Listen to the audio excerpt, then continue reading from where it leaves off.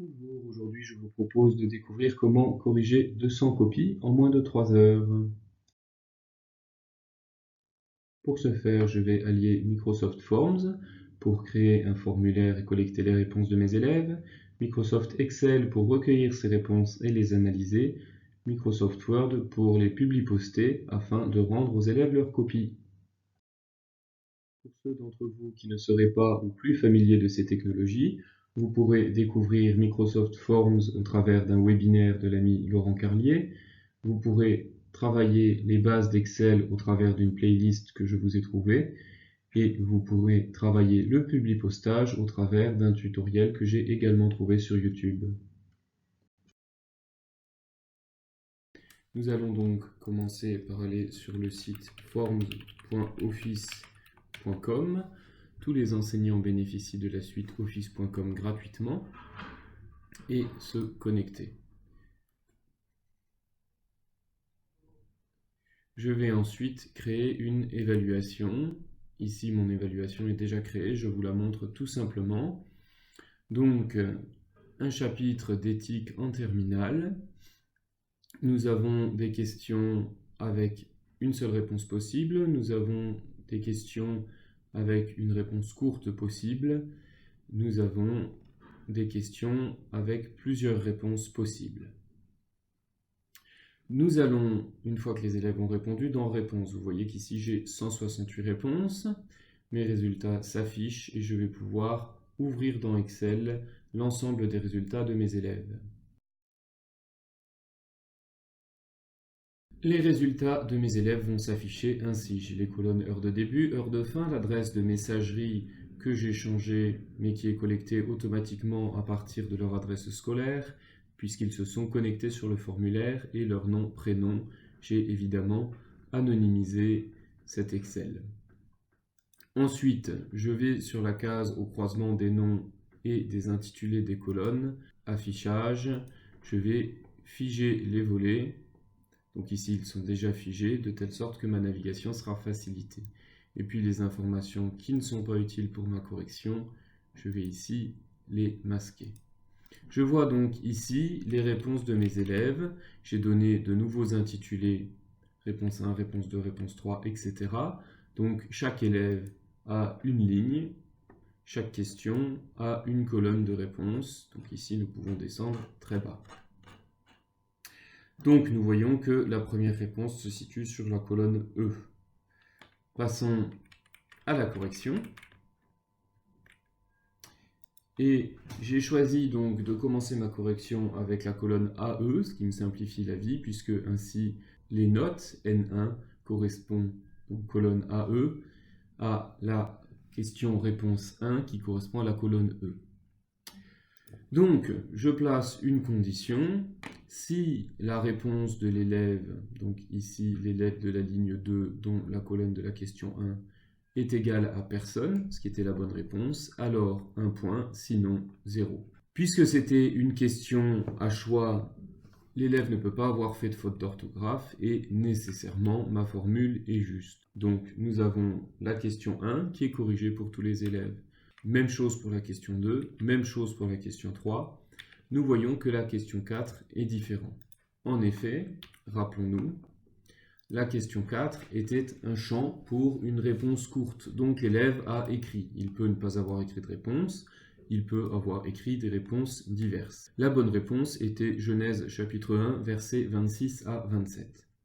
Alors ici, puisque j'ai transformé l'ensemble de mes réponses en les mettant sous la forme d'un tableau, je peux directement filtrer. Je vais donc pouvoir rechercher tous les élèves qui ont déjà le bon livre, à savoir Genèse. Ma méthode consiste à mettre préalablement 0 à tous les élèves et ensuite à analyser leurs réponses. Pour une analyse plus rapide, je vais masquer tout ce qui sépare ma colonne H, les réponses des élèves, de ma colonne AH, leur notation. Et je vais pouvoir mettre 0,5 si le livre est le bon, 1 si non seulement j'ai le bon livre, mais j'ai également le chapitre et le verset.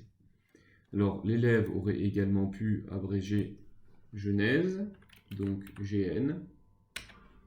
et je vais pouvoir ainsi m'occuper des autres.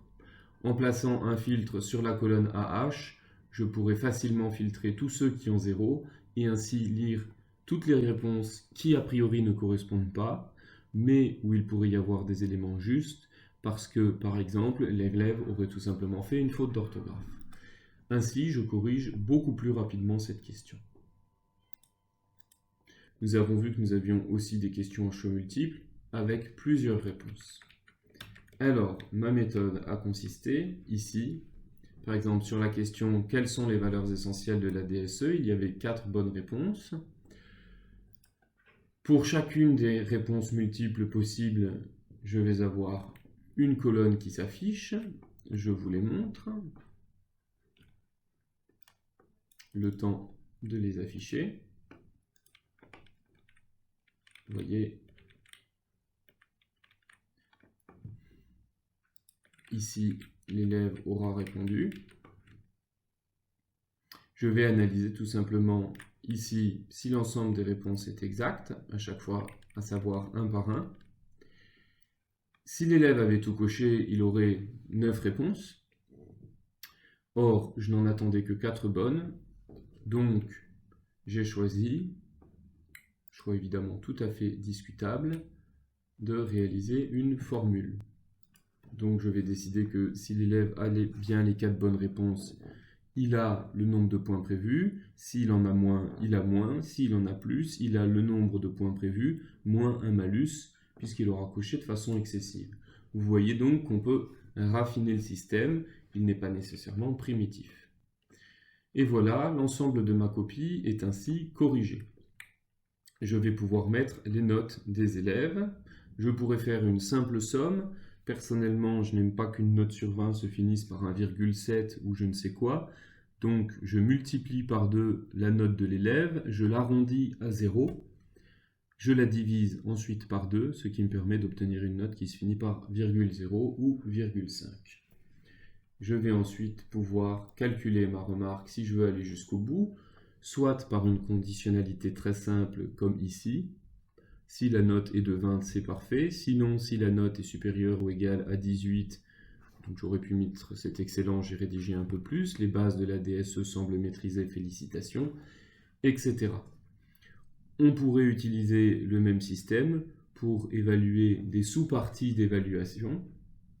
Par exemple, il m'est déjà arrivé sur d'autres copies, sur 20 points, d'évaluer 8 points sur le judaïsme, 6 points sur le christianisme, 6 points sur l'islam. Je peux analyser chaque sous-partie et ensuite concaténer mes sous-remarques en une seule remarque globale. Et voilà, avec mes réponses exportées dans le fichier Excel, puis avec quelques formules, j'ai analysé l'ensemble du travail des élèves. Pour le publipostage, je vais dans Word et dans Word, je crée une évaluation en mode traditionnel. Nous voyons donc ici ma matière, culture religieuse, le titre de cette évaluation, nom, prénom de l'élève, etc. Nous voyons notes, remarques et ensuite les questions, une par une. Ici un champ pour la réponse, ici un champ pour la sous-note ou micro-note. Donc tout simplement, j'ai inséré les différents champs de mon formulaire. Personnellement, je mets chaque fois dans des petits tableaux pour une mise en forme plus réussie. Je vais donc pouvoir faire un aperçu des résultats et voir pour chacun de mes élèves sa copie. Son nom, son prénom, l'heure de fin de la copie, sa note, la remarque que je lui ai mise, chacune des réponses, chacune des sous-notes. Je pourrai évidemment naviguer à l'envi entre les élèves. Il ne me reste plus qu'à terminer et fusionner. Alors, je peux imprimer les documents. Personnellement, je pousse la démarche jusqu'au bout et j'envoie des courriers à mes élèves. Donc, il me suffit ici de choisir quel est le champ où je vais prendre le courriel, donc adresse de messagerie, de donner un titre à mon objet, de choisir un format à mon message et je décide d'envoyer tout le monde. Voilà, et c'est parti. Et nous voyons les copies qui défilent une par une, tandis qu'elles sont expédiées par courriel. L'opération est assez rapide, comme vous voyez. Et voilà, à raison de 1 seconde par copie, pour 200 copies, il me faudra 3 minutes 40 d'expédition avec le reste des petits calculs. Tablons sur 4 minutes. Allons voir à quoi ressemble ce mail. Voilà le courrier électronique que reçoit mon élève. Donc la discipline, le titre, nom, prénom, heure de fin et sa copie. Il n'a plus qu'à l'enregistrer ou bien le copier-coller dans son bloc-notes de classe OneNote. Et voilà, l'élève a sa copie archivée au bon endroit.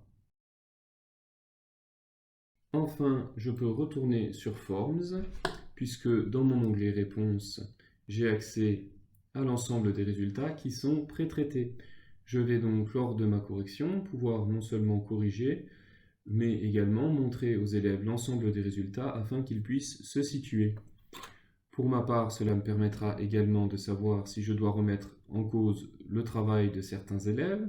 Ici, 82% ont trouvé la bonne réponse, donc on peut supposer que les 18% restants n'ont peut-être pas tout à fait fourni le travail nécessaire, ou bien si c'est mon propre travail qu'il faut remettre en cause, si d'aventure les résultats étaient aberrants, soit que j'ai mal posé ma question, soit qu'il me faille insister davantage dans le cours ou le reprendre autrement.